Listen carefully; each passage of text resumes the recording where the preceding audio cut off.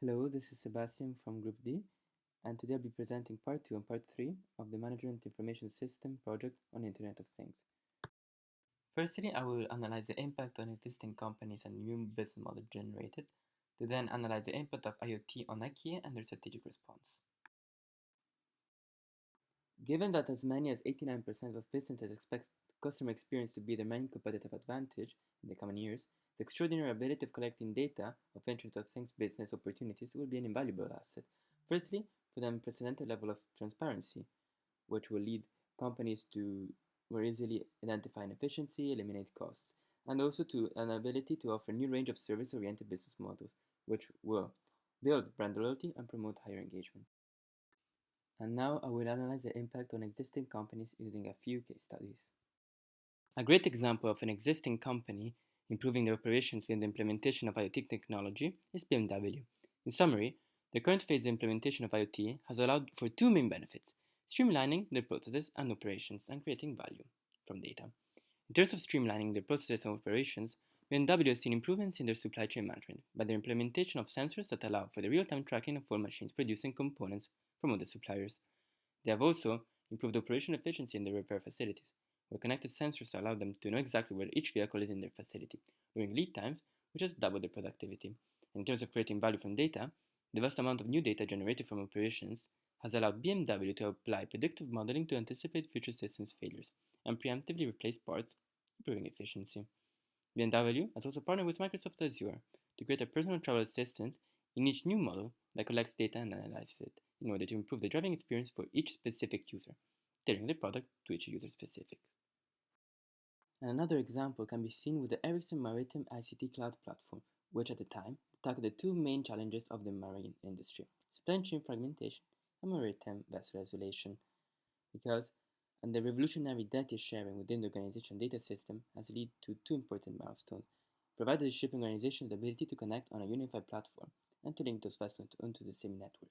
Additionally, sensors monitored everything. Real-time data from production warehouse to final recipient has contributed to an unprecedented level of efficiency from the warehouse to the customer, and it has contributed to ships becoming safer and cheaper through the real-time data analysis of potential dangers and inefficiencies. And the last example of successful IoT integration can be seen with JD-Link app by John Deere, that gave farmers and their dealers remote access to fleet location, utilization, and diagnostic data for each machine. Additionally, agronomic optimization resulted in engaging trusted farmers partners to analyze data and recommend changes for future crop years, and this undoubtedly had many positive effects, as connected machines allowed farmers to increase efficiency and get more out of their operation. And then there is the use of data to foster collaboration between farmers to increase productivity and perform better. And now I will be going over the generation of new business models. And here, the main focus is on capturing and delivering value.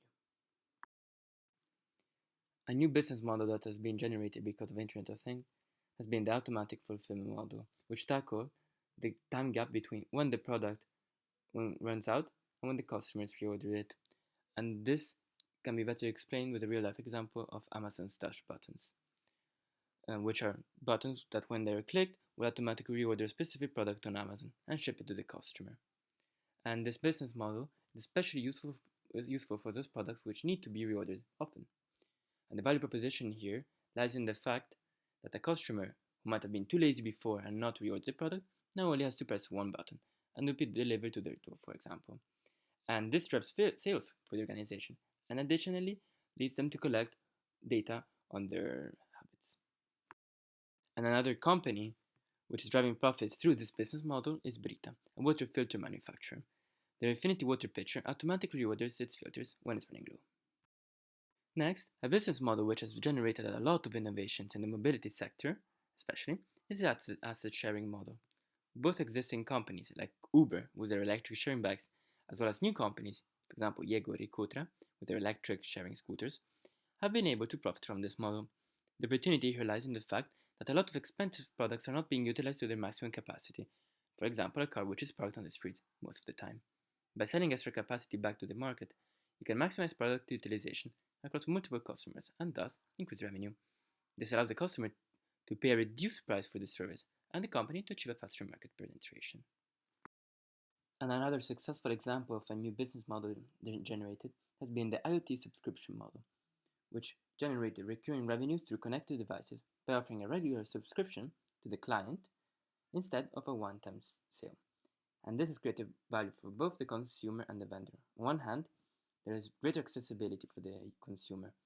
This is a great way for the client to gain access to the product service that might otherwise have been out of his budget.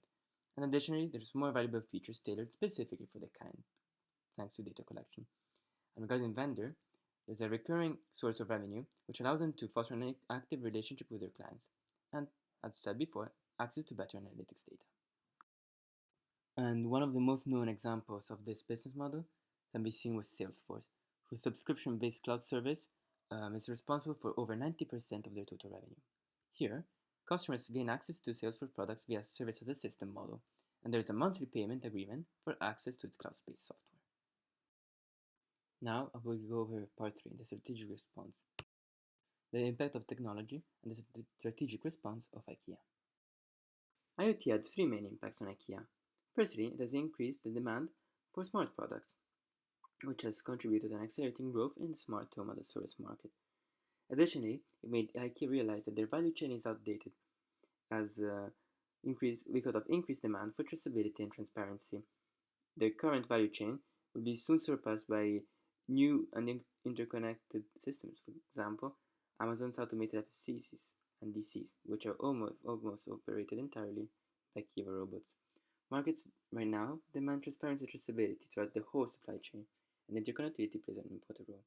Additionally, another impact has been the amount of data collected by IKEA, such as spending habits, preferences, etc., which can then be analyzed for future business decisions. So how has IKEA, or how will IKEA respond to the 3 impacts of the Internet of Things? Regarding increased demand for smart products, IKEA already launched a smart product line in 2012, offering enhanced connectivity inside people's homes. IKEA, furthermore, has announced their plan to invest heavily in a new business unit for IKEA HomeSmart, August 2019. And regarding their outdated value chain, IKEA has to provide a 100% interconnected and traceable value chain, providing full transparency to customers about product origins, manufacturing, processes, real-time info, and other data. Additionally, they must have an automated warehouse and distribution centers to compete with competitors, and as smart deliveries could be used with self-driving vehicles and drones when this will be developed. And additionally, regarding the use of data, IKEA could use facial recognition in their stores to suggest real-time product recommendation and combination fitted by the previous customer's purchases, other clients' purchasing patterns, etc. An indication on where to find them in-store or online.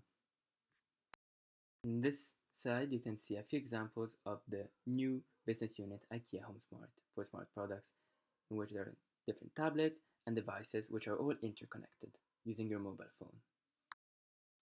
Some companies are already using smart deliveries using self-driving vehicles and already have very automated warehouses and distribution centers, and therefore IKEA has to catch up with this and integrate this technology within their operating process. Additionally, their value chain, as I said before, has to be completely transparent and interconnected. It will be a very big challenge for IKEA, but they must catch up to it in order to compete. And as said before, technologies such as facial recognition has to be integrated by IKEA in order to better analyze their customers and to offer them personalized product recommendations and feasible combinations. However, in this case, IKEA has to be careful on how the data is used and how they will process this data, as right now, data privacy is a very important concern. Lastly, it's very interesting to analyze IKEA's response to the COVID-19 pandemic. Right now, lockdowns are present and IKEA stores are currently closed.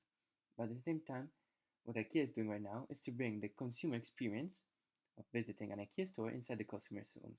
And what they're using is an AR app, augmented reality, that lets consumers use their smartphones to see how a piece of furniture will look like in any room of their homes. And you can see this directly from your phone. This enables consumers to live the consumer experience and purchase without having to leave their homes during these uncertain times. Very interesting quote by Forbes, the retail industry obviously needs to innovate or die, as the coronavirus runs its course. This is important for other industries. Technologies such as VR, AR, and others will have to be integrated by these companies in order to survive and perform economically. And this is everything. Thank you very much for listening.